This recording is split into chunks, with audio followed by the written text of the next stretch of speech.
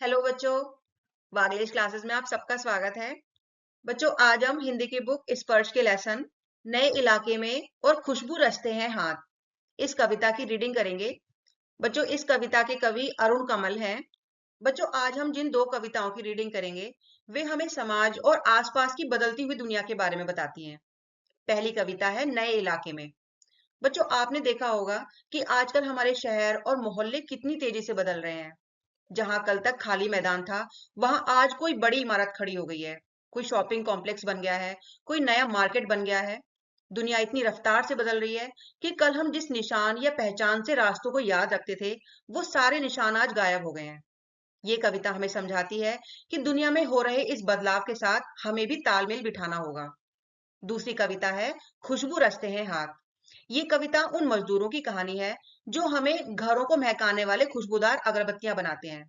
ताज्जुब की बात यह है कि पूरी दुनिया के लिए खुशबू बनाने वाले ये हाथ खुद गंदी बस्तियों, कूड़ों के ढेरों और बदबूदार नालों के बीच रहते हैं। ये कविता हमें उन मेहनती लोगों के बुरे हाल के बारे में सोचने पर मजबूर करती है। तो चलिए अब इस कविता पर चलते हैं। पहली कविता है नए इलाके में। इन नए बसते इलाकों में जहां रोज बन रहे हैं नए नए मकान, मैं अक्सर रास्ता भूल जाता हूँ। बच्चों, इन पंक्तियों का अर्थ है, कवि कहते हैं कि नई बसने वाली बस्तियों में जहां हर दिन नए नए घर बनते जा रहे हैं, वहां लगातार होते बदलावों के कारण मैं अक्सर अपनी मंजिल का रास्ता भटक जाता हूँ। बच्चों, इन पंक्तियों की व्याख्या अब इस तरह से करेंगे। कवि कहता है कि आजकल शहरों का विस्तार इतनी तेजी से हो रहा है, जहां देखो वहां नई नई बस्तियां बस रही हैं। इन इलाकों में हर रोज नए नए मकान खड़े हो रहे हैं। बदलाव की रफ्तार इतनी तेज है कि कवि जब भी यहाँ आता है, उसे सब कुछ बदला हुआ मिलता है। इसके परिणाम स्वरूप कवि अपने गंतव्य स्थान तक पहुंचने का रास्ता भूल जाता है। यहाँ पंक्तियां संकेत करती हैं कि आधुनिक जीवन में अब कुछ भी स्थायी नहीं रहा। पुरानी पहचान और यादें बहुत जल्दी धुंधली पड़ जाती हैं। चलिए अगली पंक्तियों पर चलते हैं। धोखा दे जाते हैं पुराने निशान, खोजता हूँ ताकता पीपल का पेड़, खोजता हूँ ढहा हुआ घर और जमीन का खाली टुकड़ा जहां से बाएं मुड़ना था मुझे। फिर दो मकान बाद बिना रंग वाले लोहे के फाटक का घर था एक मंजिला। बच्चों, इन पंक्तियों में खोजता हूं का मतलब होता है तलाशना, ताकता का मतलब होता है ढूंढना और ढहा हुआ का मतलब होता है टूटा हुआ। जमीन का खाली टुकड़ा का मतलब है कोई खाली पड़ा हुआ प्लॉट और एक मंजिला का मतलब है एक मंजिल बना हुआ। तो इन पंक्तियों का अर्थ है, कवि कहता है कि रास्ते की पहचान के जो पुराने चिन्ह याद थे, वे अब मुझे धोखा दे जाते हैं। मैं पुराने पीपल के पेड़ को ढूंढता हूँ, उस टूटे हुए घर और खाली जमीन के टुकड़े को तलाशता हूँ जहां से मुझे बाएं मुड़ना था। और फिर दो मकानों के बाद बिना रंग वाले लोहे के गेट वाले एक मंजिला घर में पहुंचना था। पर अब वहां सब कुछ बदल चुका है। बच्चों, अब इन पंक्तियों की व्याख्या इस तरह से करेंगे। इन पंक्तियों में कवि शहरी जीवन में आने वाले तेज बदलावों के कारण अपनी मंजिल को खोजने की जद्दोजहद का वर्णन करते हैं। कवि कहते हैं कि रास्ते की पहचान के जो पुराने चिन्ह याद थे, वे अब धोखा दे जाते हैं। कवि ने अपने दिमाग में एक नक्शा बनाया था कि रास्ते में एक पीपल का पेड़ आएगा, एक टूटा हुआ मकान और एक खाली प्लॉट मिलेगा। लेकिन जब वह वहां पहुंचता है, तो पीपल का पेड़ कट चुका है और खाली जमीन पर नई इमारत बन चुकी है। उसके पुराने निशान अब बेकार हो गए हैं। कवि को ठीक से याद है कि उसे कहां से मुड़ना था और फिर बिना रंग वाला लोहे का फाटक वाला घर कैसा दिखता था। लेकिन परिवेश इतनी जल्दी बदल गया है कि वह अपनी जानी पहचानी जगह पर भी खुद को अजनबी महसूस कर रहा है। बच्चों, चलिए अगली पंक्तियों पर चलते हैं। और मैं हर बार एक घर पीछे चल देता हूँ या दो घर आगे ठकमकाता। यहाँ रोज कुछ बन रहा है, रोज कुछ घट रहा है। यहाँ स्मृति का भरोसा नहीं। बच्चों, इन पंक्तियों में ठकमकाता का मतलब होता है कंफ्यूज होने पर हिचकिचाना और स्मृति का मतलब होता है यादें। तो इन पंक्तियों का अर्थ होगा, कवि कहते हैं कि पहचान के पुराने निशान मिट जाने के कारण मैं भ्रमित होकर सही घर की तलाश में अक्सर या तो एक घर पहले ही रुक जाता हूँ या फिर अंदाजा ना मिल पाने के कारण दो घर आगे निकल जाता हूँ और वहां जाकर हिचकिचाता हूँ। यहाँ हर दिन कुछ नया बन रहा है और कुछ पुराना मिट रहा है, इसलिए अब यहाँ अपनी यादों पर भरोसा नहीं किया जा सकता। बच्चों, इन पंक्तियों की व्याख्या अब इस तरह से करेंगे। इन पंक्तियों में कवि बदलते परिवेश के कारण होने वाले भ्रम और मानसिक स्थिति का वर्णन कर रहे हैं। वे कहते हैं कि जब रास्ते के पुराने निशान जैसे पीपल का पेड़ या खाली जमीन गायब हो जाते हैं, तो वह सही घर का अंदाजा नहीं लगा पाते। वह या तो एक घर पीछे रह जाते हैं या दो घर आगे निकलकर हिचकिचा जाते हैं। कवि का मानना है कि इस इलाके में बदलाव की गति इतनी तेज है कि यहाँ रोज कुछ बन रहा है, यानी नए नए मकान बन रहे हैं, और रोज कुछ घट रहा है, यानी पुरानी चीजें तोड़ी जा रही हैं।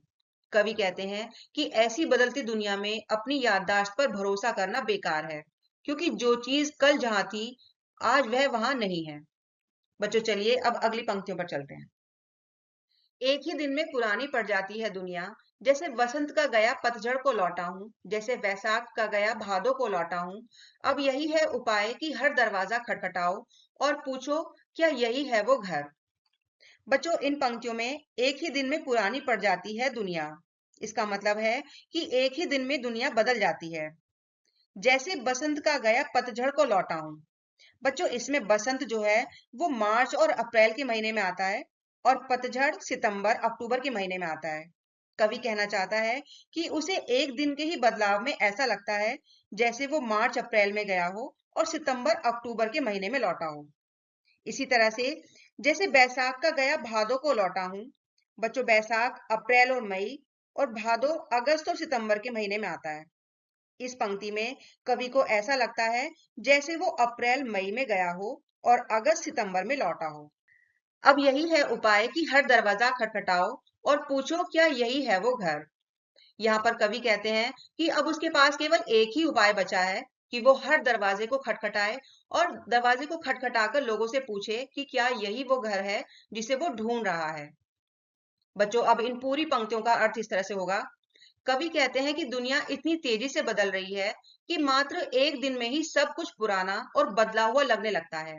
ऐसा महसूस होता है कि जैसे वह वसंत का गया पतझड़ को लौटा हो, या जैसे बैसाख का गया भादों को लौटा हो, यानी बहुत लंबे समय के बाद लौटा हो। अब सही घर ढूंढने का केवल एक ही तरीका बचा है कि हर दरवाजा खटखटाकर पूछा जाए कि क्या यही वह घर है जिसे मैं ढूंढ रहा हूँ। बच्चों, इन पंक्तियों की व्याख्या अब इस तरह से करेंगे। इन पंक्तियों में कवि ने समय के साथ होने वाले तीव्र परिवर्तन और उससे उत्पन्न होने वाली बेबसी का सुंदर चित्रण किया है। कवि को लगता है कि वह कल ही तो यहाँ से गया था, पर आज सब कुछ इतना बदल गया है कि एक ही दिन का अंतराल भी उसे ऐसा महसूस हो रहा है कि वह बसंत ऋतु का गया पतझड़ को लौटा हो, या बैसाख का गया भादों को लौटा हो, यानी कई महीने बाद लौटा हो। कवि अपनी जानी पहचानी जगह पर भी खुद को पराया महसूस कर रहा है। जब सारे निशान और अंदाजे फेल हो जाते हैं, तो कवि कहते हैं कि अब केवल पूछना ही एकमात्र उपाय है। उसे हर घर का दरवाजा खटखटाना पड़ेगा, क्योंकि बाहर से देखकर पहचानना अब मुमकिन नहीं रहा। बच्चों, चलिए अब अगली पंक्तियों पर चलते हैं। समय बहुत कम है तुम्हारे पास, आ चला पानी ढहा आ रहा आकाश, शायद पुकार ले कोई पहचाना ऊपर से देखकर। बच्चों, इन पंक्तियों में ढहा का मतलब होता है गिरना, आकाश का मतलब होता है आसमान, पुकारले का मतलब होता है आवाज लगाना, और पहचाना का मतलब है जान पहचान वाला व्यक्ति। तो इन पंक्तियों का अर्थ होगा, कवि स्वयं से कहता है कि अब तुम्हारे पास समय बहुत कम बचा है, क्योंकि आसमान से बारिश गिरने ही वाली है। ऐसे में रास्ता खोजने का अब एक ही सहारा बचा है कि शायद कोई जान पहचान वाला व्यक्ति तुम्हें ऊपर की मंजिल या खिड़की से देख ले और आवाज देकर बुला ले या सही रास्ता बता दे। बच्चों, इन पंक्तियों की व्याख्या अब इस तरह से करेंगे। इन पंक्तियों में कवि समय की कमी और बारिश की संभावना के डर को व्यक्त कर रहे हैं। वे कहते हैं कि बदलते परिवेश में अपना सही ठिकाना ढूंढने के लिए समय हाथ से निकलता जा रहा है। ऊपर से आसमान बादलों से भरा है और बारिश होने ही वाली है, जो संकट का प्रतीक है। जब व्यक्ति की अपनी यादें रास्ता नहीं दिखा पाती, तब वह लाचार होकर उम्मीद करता है कि शायद कोई परिचित व्यक्ति उसे ऊपर की मंजिल या खिड़की से देख ले और आवाज देकर बुला ले या सही रास्ता बता दे। यहाँ दूसरे इंसान का सहयोग ही अंतिम सहारा नजर आता है। इन पंक्तियों में हताशा और उम्मीद दोनों हैं। यह आधुनिक मनुष्य की उस स्थिति को दिखाता है जहां वह अकेला पड़ गया है और अब केवल किसी दूसरे इंसान के सहारे से ही उसे सही मंजिल मिल सकती है। बच्चों चलिए अब अगली कविता पर चलते हैं। अगली कविता है खुशबू रचते हैं हाथ। कई गलियों के बीच, कई नालों के पार, कूड़े करकट के ढेरों के बाद, बदबू से फटते जाते इस टोले के अंदर, खुशबू रचते हैं हाथ, खुशबू रचते हैं हाथ। बच्चों इन पंक्तियों में बदबू से फटते जाते, इसका मतलब है बदबू के कारण दिमाग फटना। टोले का मतलब है बस्ती। खुशबू का मतलब है खुशबूदार अगरबत्तियां। और रचते का मतलब है तैयार करना या बनाना। इन पंक्तियों का अर्थ होगा, कवि कहते हैं कि दुनिया को महकाने वाली अगरबत्तियां बहुत गंदी तंग गलियों के बीच, कई गंदे नालों और कचरों के ढेरों के पास एक ऐसी बस्ती के अंदर बनती हैं जहां बहुत बदबू आती है, जिससे दिमाग फट जाता है। इसी बदबूदार जगह में रहने वाले लोग अपने हाथों से खुशबूदार अगरबत्तियों का निर्माण करते हैं। बच्चों इन पंक्तियों की व्याख्या अब इस तरह से करेंगे। इन पंक्तियों के माध्यम से कवि हमारे समाज की एक बहुत बड़ी विडंबना को दिखा रहे हैं। कवि बताते हैं कि जो अगरबत्तियां हमारे घरों और मंदिरों को खुशबू से भर देती हैं, उन्हें बनाने वाले मजदूर खुद बहुत ही नरकीय स्थिति में रहते हैं। उनका इलाका गंदगी से भरा है, जहां चारों तरफ नाले और कूड़े के ढेर हैं। वहां इतनी बदबू है कि सिर फट जाए। लेकिन उसी गंदगी के बीच ये मजदूर दिन रात मेहनत करके खुशबू यानी अगरबत्तियों का निर्माण करते हैं। कवि यहाँ यह समझाना चाहते हैं कि दूसरों का जीवन महकाने वाले लोग खुद कितनी गरीबी और गंदगी में रहने को मजबूर हैं। चलिए अगली पंक्तियों पर चलते हैं। उभरी नसों वाले हाथ, घिसे नाखूनों वाले हाथ, पीपल के पत्ते से नए नए हाथ, जूही की डाल से खुशबूदार हाथ, गंदे कटे पिटे हाथ, जख्म से फटे हुए हाथ, खुशबू रचते हैं हाथ, खुशबू रचते हैं हाथ। बच्चों इन पंक्तियों में पीपल के पत्ते से नए नए हाथ, इसका मतलब होता है छोटे बच्चों के कोमल हाथ। जूही की डाल से खुशबूदार हाथ का मतलब है जो युवतियां काम करती हैं, उनके हाथ ऐसे हैं जैसे जूही के खुशबूदार फूल की डाल हो।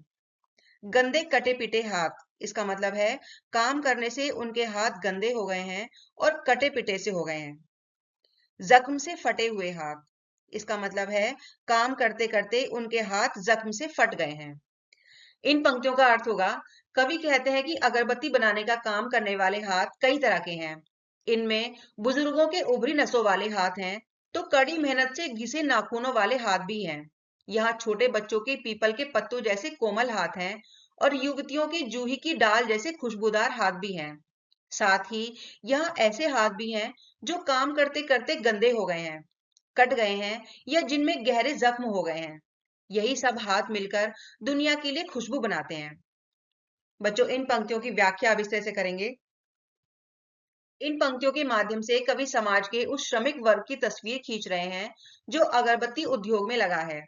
कवि बताते हैं कि यह काम इतना कठिन है कि इसमें बच्चों से लेकर बुजुर्गों तक सभी को झुकना पड़ता है। बुजुर्गों के हाथ थक चुके हैं, काम करते करते उनके हाथों की नसें उभर गई हैं। काम करने वाले बच्चों के हाथ अभी पीपल के नए नए पत्तों के समान कोमल हैं और काम करने वाली युवतियों के हाथ भी जूही की डाल जैसे खुशबूदार हैं।